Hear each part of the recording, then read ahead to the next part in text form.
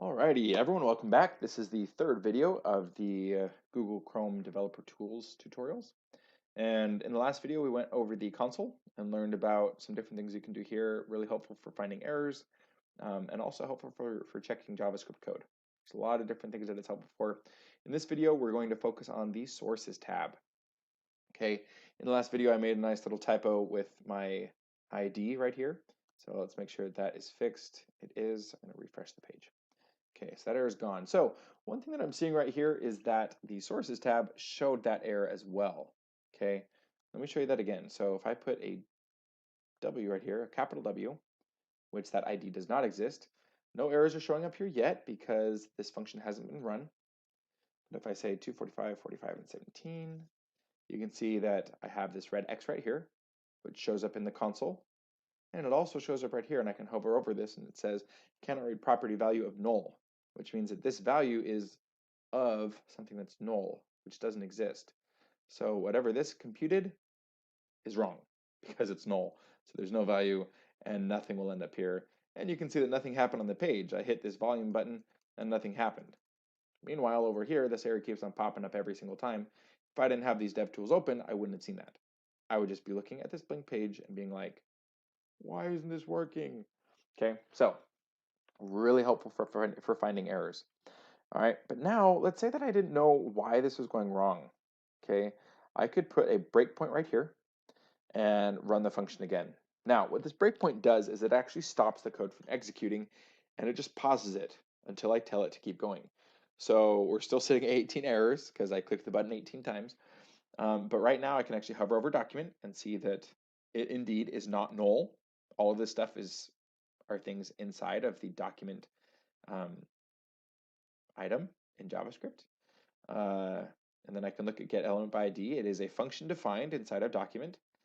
And then I can't really hover over this yet, but if I highlight this whole thing, then I can hover over it and it says that it's null.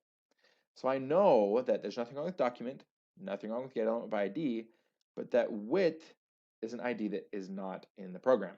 Okay, so I'm going to come back here, change that, save it, refresh, and then run this again.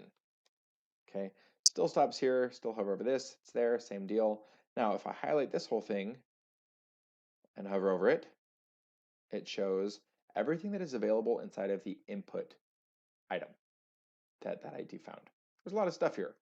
99% of it we're not going to touch in this class. Okay, but out of those billion things that are in here, one of them is the value.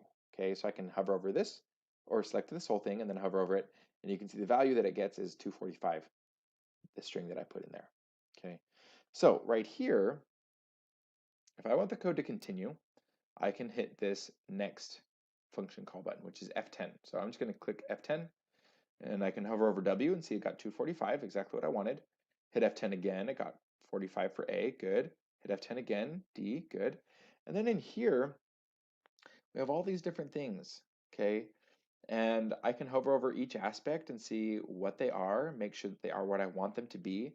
I can highlight this and check to see what it will compute, and this as well, and see and just make sure that everything is working the way that I want it to be working. Okay, and then I can highlight over this whole thing and see what it will get for the final volume, hit F10, and I can see that it's exactly the same. Okay, and then if any errors are popping up in here along the way, it'll stop you, or you'll see, oh, that's not a number. That is wrong. There's something that I did wrong there. You'll notice that I'm using parse float on all of these, and that's because this right here, if I hover over just this, or select just that, it shows 245 as a string. But when I parse it, it shows 245 as an integer, or as just a float value number. Okay, and so you can use this debugger to really drill down and show you what these different values are.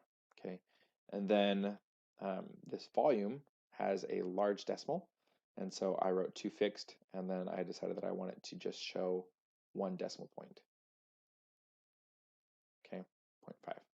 And then if I hit F8, that's the same as clicking this button, which is just saying, okay, let it go or go until my next breakpoint. And there wasn't anything else in the code. So it just outputted that value to the output div. Okay, so this is an extremely powerful tool. You'll be able to run any code that you want here, and you can put in breakpoints. I usually like to put in breakpoints at the beginning of a function, the first line inside of a function. So not here, oops, sorry. So not right here where we define a function, but in the next line, the first line inside of its curly brackets. Because then once you click on a button to call a function, you'll actually see what's going on inside that function. Okay. With that said, if I saw that these three values were exactly what I wanted them to be, then later on, while I'm continuing to debug to see what's wrong with my program, I can remove that breakpoint and put this one in here. And then if I push it again, it'll jump straight down to here, and I can continue to see what's going on in the program without having to jump through those first few steps. Okay.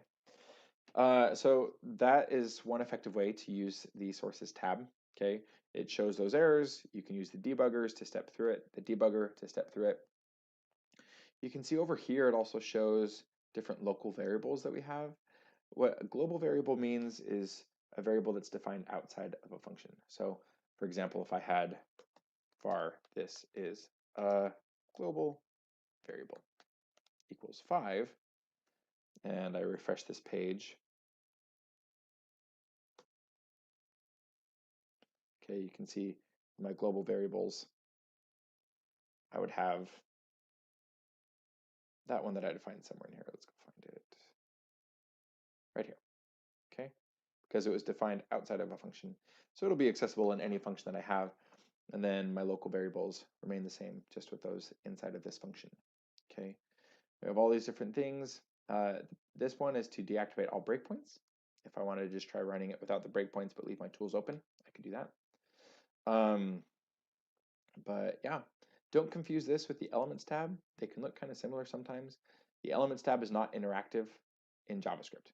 Okay, if you want to mess with the JavaScript, debug it, you have to be in the Sources tab. The Elements tab is, however, interactive in the HTML. So I could say adding HTML stuff here,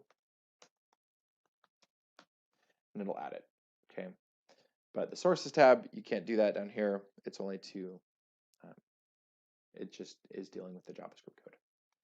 Okay, so if you have any questions about that, let me know. But those are some helpful tips to help you get started with the Sources tab and with debugging.